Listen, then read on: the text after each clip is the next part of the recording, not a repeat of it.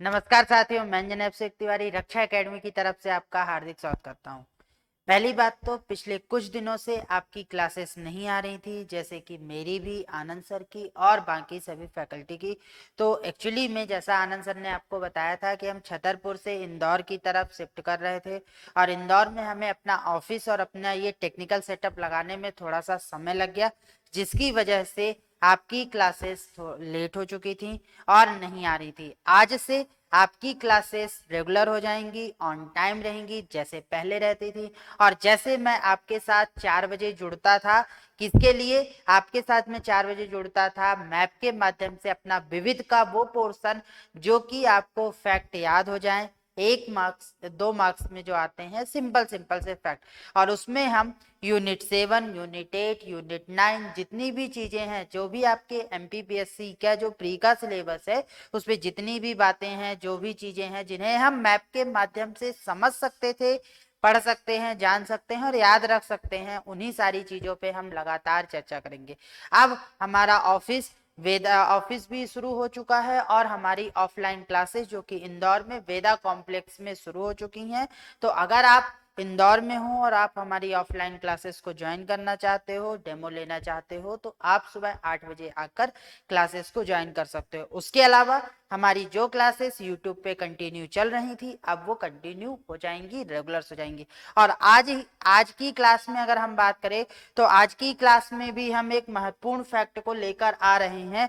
वो फैक्ट क्या है? मैप के माध्यम से यूनिट 7 में जो आपका कृषि विज्ञान तकनीकी है, कृषि विज्ञान तकनीकी वाला जो पोर्शन है, कृषि तकनीकी वाला पोर्शन है, इसी में जो कृषि से रिलेटेड अनुसंधान केंद्र हैं, जितने भी कृषि से रिलेटेड आपके अनुसंधान केंद्र हैं, आज हम उन्हीं अनुसंधान केंद्रों के बारे में चर्चा करेंगे कि कौन सा अनुसंधान केंद्र भारत में कहां कहां पर स्थित है। और इसी तरीके से जो मेरी क्लासेस आ रही हैं कंटिन्यू अब आएंगी यूट्यूब पर, उस पर कोई भी बाउंडेशन या किसी भी प्रकार का कोई भी जो रुकावट होता है वो नहीं होगा। और अभी तक जो क्लासेस नहीं आई उसके लिए बस यही एक तरीका था कि जो हमारी क्लासेस का जो सिनेरियो था वो थोड़ा सा चेंज हो चुका था, छतरपुर से इंदौर शिफ्टिंग करने में थोड़ा सा समय लग चुका था।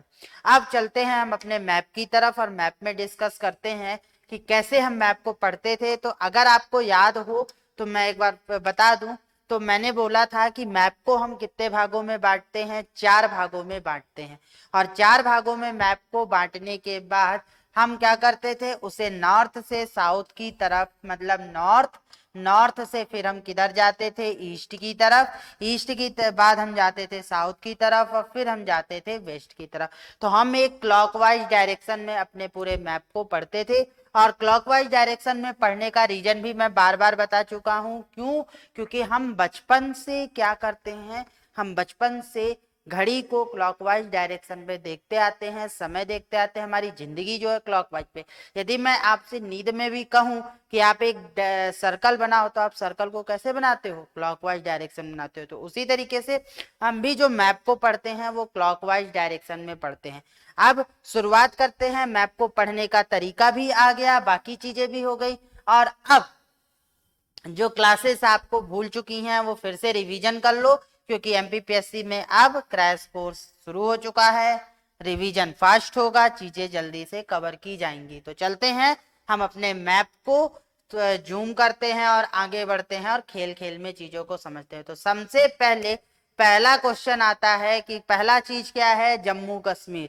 अब सबसे उत्तर भाग में क्या है? जम्मू कश्मीर है। अभी अभी पढ़ा है आपने कि जम्मू कश्मीर को क्या बना दिया गया है? आपका केंद्र शासित प्रदेश बना दिया गया है। तो अब जम्मू कश्मीर में आपको क्या मिलता है? केंद्रीय टेम्परेट हॉर्टिकल्चर संस्थान। तो केंद्रीय टेम्परेट हॉर्टिकल्चर संस्थान कहाँ पाया जाता है? जम्मू कश्मीर में पाया जाता है। जम्मू कश्मीर में कौन सा संस्थान पाया जाता है? केंद्रीय टेम्परेट हॉर्टिकल्चर संस्थान। उसके बाद हम आगे बढ़े तो हमने एक बार पढ़ चुके हैं। उसके बाद हम चलते हैं कहाँ? शिमला की तरफ। और शिमला में देखते हैं तो केंद्रीय आलू अनुसंधान केंद्र पाया जाता है। तो याद कैसे करोगे? आलू को हम कहाँ रखते हैं? कोल्ड स्टोरेज में।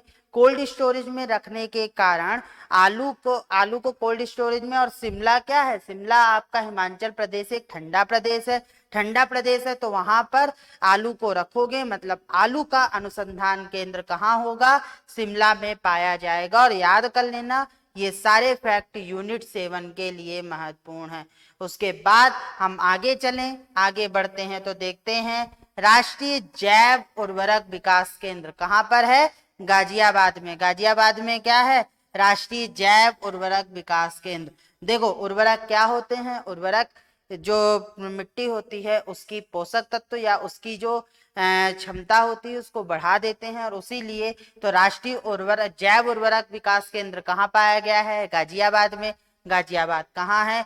यूपी में है, तो उसकी याद कर लो। उसके बाद केंद्रीय दलहन अनुसंधान संस्थान, बहुत महत्वपूर्ण, एक आलू वाला और एक दलहन वाला। केंद्रीय दलहन अनुसंधान केंद्र कहाँ पाया जाता है? केंद्रीय दलहन अनुसंधान केंद्र भी यूपी में। किस जगह पर? कानपुर में पाया जाता है। तो यूपी में कानपुर में केंद्रीय दलहन अनुसंधान केंद्र पाया जाता है। उसके बाद हम आगे बढ़ते हैं तो केंद्रीय औषधीय एवं सुगंधित पौधों का अनुसंधान और केंद्रीय गन्ना अनुसंधान। तो देखो केंद्रीय औषधीय एवं पौधों का अनुसंधान केंद्र और गन्ना अनुसंधान केंद्र दोनों कहाँ पाए जाते हैं? लखनऊ में पाए जाते हैं। और अब आपको याद होना चाहिए कि ये दोनों चीजें कहाँ हैं? लखनऊ में, मतलब कि उत्तर प्रदेश में। उसके बाद अभी हम बीच का भाग छोड़ देते हैं और हम चलते हैं। तो आपका उत्तर का पोर्शन ये कंप्लीट हो गया। क्या क्या कंप्लीट हो गया? कि जम्मू कश्मीर में हम पा गए केंद्रीय टेम्परेट हॉर्टिकल्चर संस्थान। उसके बाद हिमाचल प्रदेश पे हम पा गए ठंडा प्रदेश है तो आलू अनुसंधान केंद्र। उसके बाद गाजियाबाद बढ़े तो राष्ट्रीय जैव उर्वरक विकास केंद्र। उसके बाद कानपुर चले तो दलहन अनुसंधान केंद्र। उसके बाद हम लखनऊ आए तो दो चीजें मिली, औषधीय पौधों का और दूसरा गन्ना अनुसंधान केंद्र। और वैसे भी आपको पता है कि मिठाई खाने के बाद क्या होता है? इंसान मुस्कुराता है। और लखनऊ का क्या है? मुस्कुराते रहिए आप लखनऊ में है, मुस्कुराइए आप लखनऊ में है। तो मुस्कुराइए, और मुस्कुराना मतलब मीठा खा के इंसान हमेशा मुस्कुराता ही तो है। तो गन्ना अनुसंधान केंद्र भी कहाँ है? लखनऊ में। मुस्कुराइए। और अब आप भी मुस्कुराना शुरू कर दीजिए क्योंकि आपकी भी क्लासेस अब रेगुलर हो गई हैं यूट्यूब पे। उसके बाद आगे की तरफ बढ़ते हैं तो केंद्रीय पटसन एवं संबंधित अनुसंधान केंद्र। तो जो पटसन से संबंधित मतलब जूट से संबंधित है, तो भारत में सबसे ज्यादा जूट कहाँ होता है? पश्चिम बंगाल में। पश्चिम बंगाल में होता है तो अनुसंधान केंद्र भी कहाँ होगा? पश्चिम बंगाल में। किस जगह पर? कोलकाता में। तो याद कर लो कि जूट सबसे ज्यादा विश्व में सबसे ज्यादा कहाँ होता है? बांग्लादेश में। सेकंड नंबर पे भारत में। और भारत में सबसे ज्यादा कहाँ होता है? पश्चिम बंगाल में। और जब भारत में ये पश्चिम बंगाल में है तो अनुसंधान केंद्र भी कहाँ होगा? कोलकाता, पश्चिम बंगाल में। उसके बाद उड़ीसा की तरफ चले आओ। उड़ीसा में आए तो हमें क्या दिखा? चावल अनुसंधान केंद्र। तो राष्ट्रीय चावल अनुसंधान संस्थान कहाँ है? तो राष्ट्रीय चावल अनुसंधान केंद्र कहाँ है? कटक में। कटक में क्या है? उड़ीसा में। उड़ीसा में क्या पाया गया है? चावल का अनुसंधान केंद्र पाया जाता है। तो आलू कहाँ मिला? हिमाचल प्रदेश में। दाल कहाँ मिली? कानपुर में। चावल कहाँ मिला? कटक में। अब खाना बनाना मत शुरू कर देना, बस याद कर लो। तो राष्ट्रीय चावल अनुसंधान संस्थान कहाँ मिलेगा? कटक में मिलेगा। और ध्यान से इसको समझ लो और साथ में मैप बनाते जाना, चीजों को याद करते चले जाना क्योंकि अब क्वेश्चंस में चीजें आपसे पूछी जाएंगी। उसके बाद केंद्रीय शुष्क कृषि अनुसंधान केंद्र। शुष्क कृषि अनुसंधान केंद्र कहाँ पाया गया है? हैदराबाद में। तो केंद्रीय शुष्क कृषि अनुसंधान संस्थान कहाँ पाया जाता है? हैदराबाद में पाया जाता है। और अगर ये हैदराबाद में है तो इसको याद कर लो। अब आगे बढ़ो। आगे बढ़ते हो तो आपको मिलता है केंद्रीय तंबाकू अनुसंधान केंद्र राजमुंद्री। अब ये कहाँ है? आंध्र प्रदेश में। आंध्र प्रदेश कैसा था? नवाबों का शहर है। हैदराबाद भी क्या था, नवाबों का शहर, और पहले ये किस में था, आंध्र प्रदेश में था। तो नवाबों का शहर है, और नवाब क्या होते हैं, तंबाकू और मदिरापान का सेवन ज्यादा करते हैं। इसीलिए याद कर लो कि तंबाकू का अनुसंधान संस्थान कहाँ होगा, राजमुंद्री में, आंध्र प्रदेश में। उसके बाद गन्ना का रिसर्च सेंटर कहाँ मिला अपने को, लखनऊ में। क्यों, कैसे याद किया, मुस्कुराते रहिए आप, लखनऊ में है। और गन्ने से क्या बनती है, शक्कर बनती है और मिठाइयां बनती हैं। तो शक्कर, और शक्कर से क्या बनती है, मिठाइयां। तो अब मिठाई खाने के बाद इंसान मुस्कुराता है, तो लखनऊ याद हो गया। लेकिन गन्ना प्रजनन संस्थान, भारतीय गन्ना प्रजनन संस्थान कहाँ है, कोयम्बटूर। कोयम्बटूर मतलब कि तमिलनाडु में। तो गन्ना प्रजनन संस्थान कहाँ है, तमिलनाडु में, कोयम्बटूर में। और गन्ना अनुसंधान केंद्र कहाँ है, लखनऊ में। मुस्कुराते रहिए। आगे पोर्ट ब्लेयर, आपका याद कर लो, पोर्ट ब्लेयर। पोर्ट ब्लेयर में क्या है, केंद्रीय कृषि अनुसंधान संस्थान है। तो जो आपका अंडमान निकोबार द्वीप समूह है, वहां पर क्या पाया जाता है, केंद्रीय कृषि अनुसंधान संस्थान। और इसे याद कर लो कि ये कहाँ पाया गया है, ये पाया गया है आपका पोर्ट ब्लेयर, अंडमान निकोबार द्वीप समूह में। तो एक साइड का हमने कंप्लीट किया।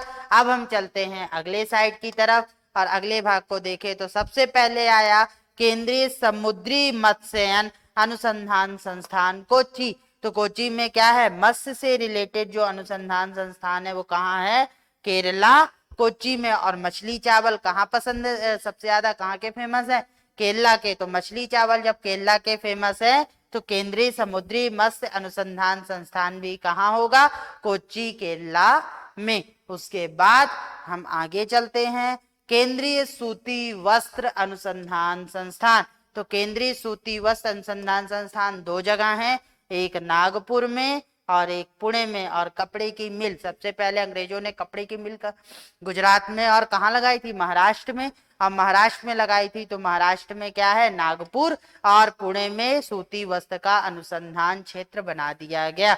उसके बाद आनंद राष्ट्रीय डेयरी विकास बोर्ड। तो राष्ट्रीय डेयरी विकास बोर्ड कहाँ है, आनंद में, आपका गुजरात के केंद्र में। टिड्डी चेतावनी केंद्र, टिड्डी सबसे ज्यादा गर्म प्रदेशों में पाई जाती है, मतलब जोधपुर में है। टिड्डियों का आतंक इस बार आपने सुना था, करंट में पढ़ा भी होगा, न्यूज़पेपर में भी देखा होगा कि बहुत ज्यादा होता है, ये फसलों को खराब कर देती है। तो गुजरात में क्या है, राष्ट्रीय डेयरी विकास बोर्ड। और राजस्थान में चले गए तो टिड्डी चेतावनी केंद्र है।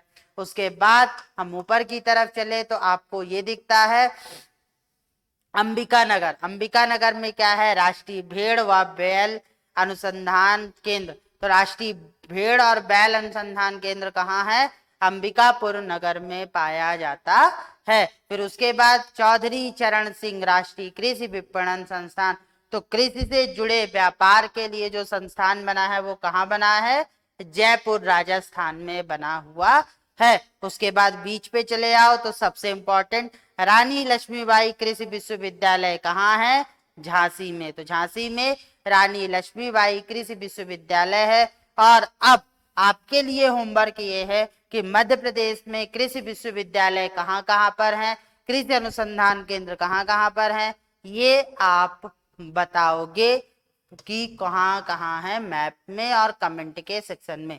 जो मैप बनाकर भेज सकता है मैप बनाकर भेजे, जो कमेंट में बता सकता है कमेंट में बताए। आपकी चॉइसेस है, आपको पूरा करना पड़ेगा। और अब क्लासेस रेगुलर हो जाएंगी, इसलिए मुस्कुराना शुरू कर दीजिए। मुस्कुराइए, आप रक्षा एकेडमी से जुड़े हुए हैं, है ना। जैसे मुस्कुराइए, आप लखनऊ में हैं। आगे की बात करें तो भारतीय डेयरी अनुसंधान के संस्थान कहाँ है, एक तो कहाँ मिला था, आनंद में, विकास बोर्ड है। और अनुसंधान संस्थान कहाँ है, करनाल, हरियाणा में। केंद्रीय भैंस अनुसंधान संस्थान कहाँ है, भैंस सबसे ज्यादा कहाँ पाई जाती है, हिसार में। हिसार मतलब हरियाणा में। तो अनुसंधान केंद्र कहाँ हो गया, हिसार में। उसके बाद लास्ट बट नॉट लीस्ट पशु स्वास्थ्य संस्थान कहाँ पाया गया, जालंधर, पंजाब में।